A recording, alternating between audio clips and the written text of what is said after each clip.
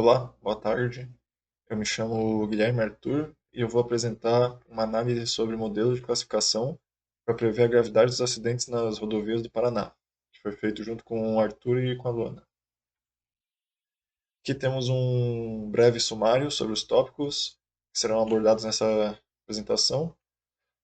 Neles são discutidos os objetivos dessa análise, as abordagens escolhidas, os modelos implementados e alguns resultados parciais. Começando aqui com uma contextualização.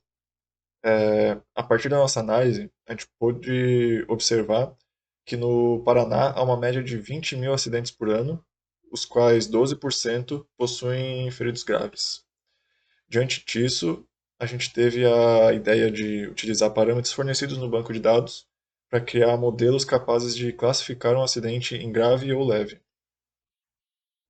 Aqui temos apenas uma ilustração da média dos acidentes que foi dita. Podemos ver que há um número de acidentes muito maior, como sendo severidade leve do que grave. Aqui, só continuando a contextualização, essa base de dados ela foi retirada dos dados da Polícia Rodoviária Federal.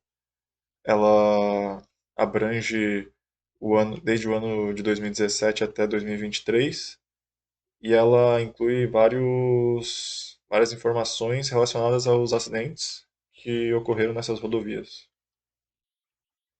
Aqui temos apenas uma análise espacial, junto com um mapa de calor, que serviu para identificar os lugares onde ocorre maior número de acidentes, né?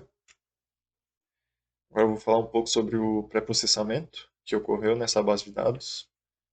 Começando ali, os dados obtidos no site da BRF foram carregados e concatenados em um único data frame para todos os anos ditos anteriormente. Em seguida, os dados foram filtrados por unidade de federação. Acidentes com dados faltantes ou dados não informados foram descartados. Os dados mal preenchidos com a data no campo de idade foram transformados, bem como categorias com grafia errada foram corrigidas e agrupadas. Além disso, foi adicionada uma nova coluna, que seria a classificação de gravidade.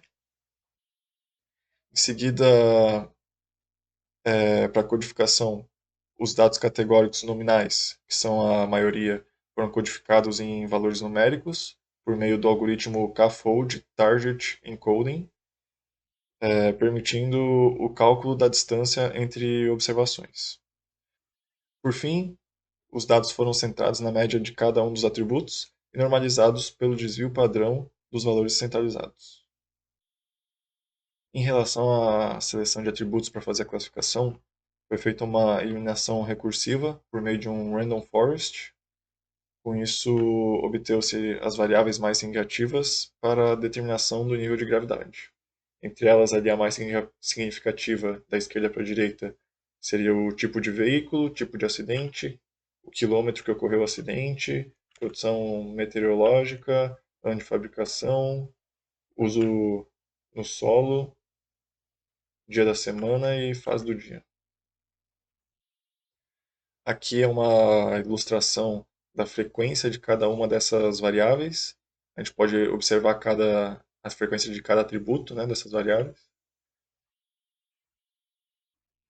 Aqui é apenas uma caracterização do antes e depois do pré-processamento da base de dados. Como podem ver, antes a gente tinha uma grande quantidade de dados, que seria o número n ali. A gente tem ali em verde os dados faltantes ou errados, né? E, e depois o número de observações já diminuiu bastante, né? Que seria dos anos de 2017 até 2023. Aqui já os dados já tratados, sendo só do Paraná. E as observações ali que estavam errôneas foram retiradas. Aqui eu vou falar um pouco sobre os algoritmos de classificação que a gente optou por comparar. começando ali pelo KNN, que ele classifica uma nova amostra, observando as K amostras mais próximas e atribuindo a classe mais comum entre elas. Em seguida, o SVM, que separa as classes encontrando um hiperplano que maximiza a margem entre elas. E por fim, as redes neurais, que são modelos que aprendem padrões complexos em dados através de várias camadas de neurônios artificiais. Aqui são apenas alguns resultados parciais que a gente obteve com o estudo do KNN. A gente pôde ver que ele obteve uma alta acurácia, a qual foi enviesada por acidentes leves, só que ele foi muito ruim na classificação de acidentes graves devido à base desbalanceada que a gente tinha entre acidentes graves e acidentes leves. Aqui a gente optou por não mostrar o resultado ainda dos outros modelos por conta desse desbalanceamento que a gente tem que consertar ainda.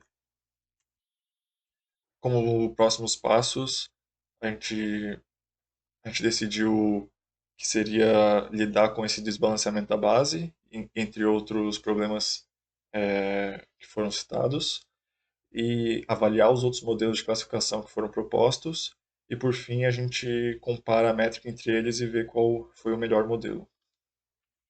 É isso, pessoal. Obrigado pela atenção.